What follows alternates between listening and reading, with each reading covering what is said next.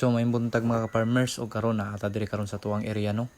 So karong adlaw mga ka-farmers mag-harvest ko og durian og ubani ko ninyo sa ako ang pag-harvest karon. Og bago ang tanan og ganahan kani nga mga video sa mga farm ba. So palihog na lang kog subscribe ug daghan kayong salamat. So diri mga ka-farmers mag-harvest ta diri sa permirong area nako nga ako ang giatiman.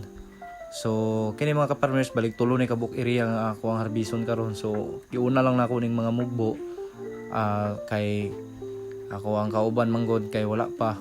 So mao ni akong gipanguna nga mugbo kay makaya ra man ako nga ako ra isa kay ako ang kauban nga tigsalo namahaw pa. So kining mga gagmay nga mga punuan o makaya ra nako mao ra ako ang mga gipanguna. So diha mga ka-farmers ako na nang gisugdan og harvest og sa nakita jud nako sa itsura sa durian, grabe na jud ka guwang ang durian.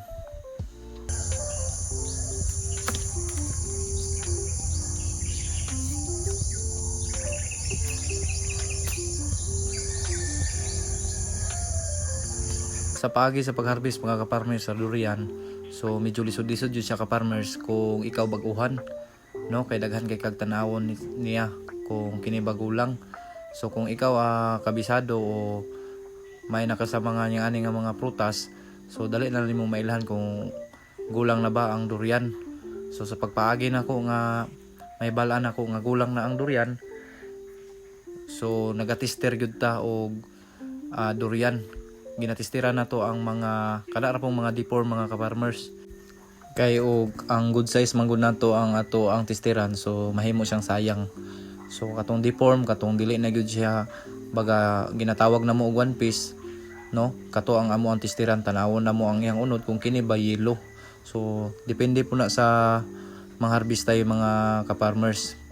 Kay kasagaran sa mo ginatanaw na mo ang naong daghan siya bantayonon, no? So ang uban po ginatilawan nila ang pungango, no? So fast forward sa mga ka-farmers karon na ami diri sa ika-duha nga area, no? Diri sa ikaduha nga area mga ka-farmers, medyo daghan-daghan yun siya bunga diri, no? Sa makita ninyo sa isa ka punuan mga ka-farmers, daghan-daghan na siya bunga, no? Kung diha no nagatang na ang ato ang mga tigsalo nya, siyempre ako na ang nagkat-kat diha. So diri nga punuan mga ka-farmers, medyo dili pa jud kaayo siyang gulang. So piliunon pa pud siya kay kining duriana mga ka-farmers, dili gyud siya dungan. Dili siya dungan o kagulang. Diya mga ka-farmers, sa nakita ninyo ginasilip-silip pa nako ang mga bunga niya ug ang ihang naong, no? Makita sa ninyo sa ihang naong sa Antonio kung kana ba nilubad na ba, no? So mas nindot pod ka-farmers nga ikaw gyud mo tester jud kag isa ka buok, no? Parehas ako ang gibuhat mga ka-farmers, pareha yang ani. Mag-tester ko ka-farmers.